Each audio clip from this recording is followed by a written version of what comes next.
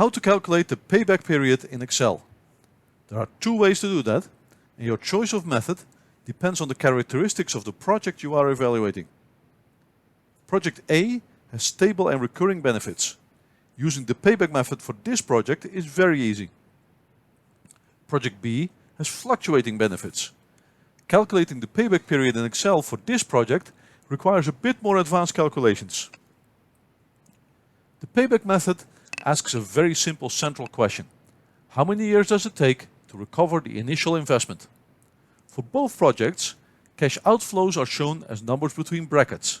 In year 0, in other words, today.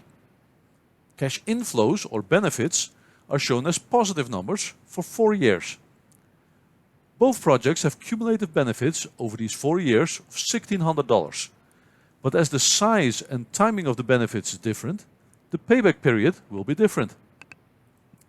By the way, you can adapt this Excel template as needed to calculate the payback period if your project runs for more than 4 years. Project A, stable and recurring benefits. $1,000 of investment, 4 years of $400 each of benefits. Let's show the absolute value of the investment in row 5 and the annual benefits in row 6. The payback period is simply the investment divided by the stable and recurring annual benefits in row 6, in this case 2.5 years. There is one caveat though.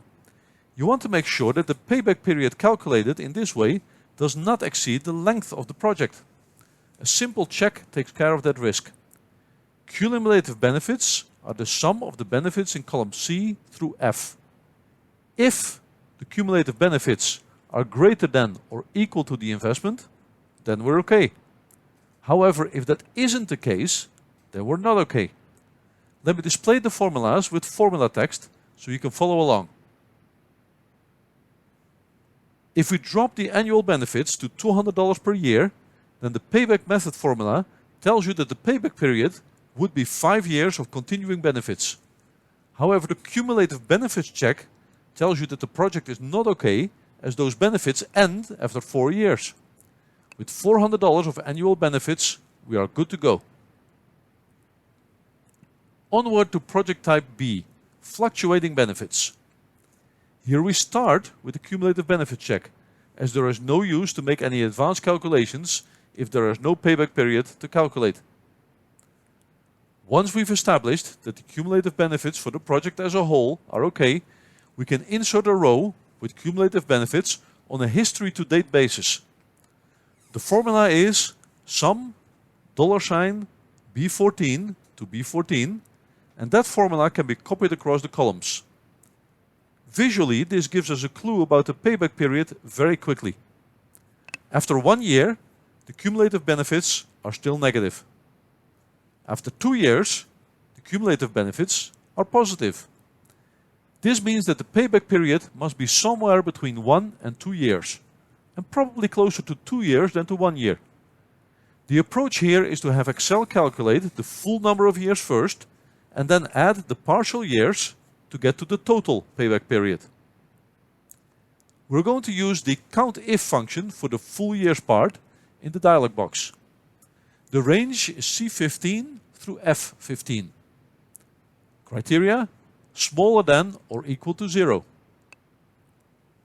Excel now counts for us how many years have negative or 0 cumulative history to date benefits. With the benefits listed above for project B, this is 1 full year. To figure out the fraction of the year, we need to take how much cash flow was still needed to get to a cumulative amount of 0, in our case $400, and divide it by the benefits of the next year, in our case $500, minus C15 divided by D14. The outcome is 0.8. And let's copy over the formula through column E so we can experiment later on with different annual benefits while still getting the formulas to work. And let's display the formula right below the first cell. Now we don't care about each and every fraction we calculated here. We only want the one number that is bigger than or equal to 0 and at the same time smaller than 1. We're going to use an if function here with an AND operator inserted. The logical test is twofold. C16 bigger than or equal to 0 and C16 smaller than 1.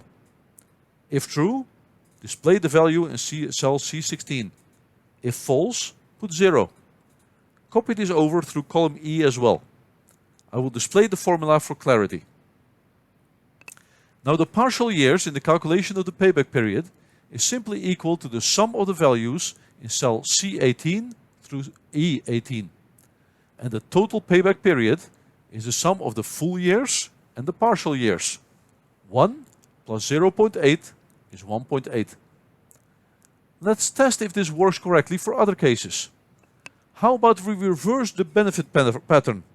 Start off with $200 in year 1, $300 in year 2, $500 in year 3, and $600 in year 4. The formula correctly calculates the payback period of 3 years with no fractional years. How about $400 of benefits in each of the years? 2.5 years of payback period, 2 full years, and 0.5 partial years, equal to what we calculated earlier. Works like a charm.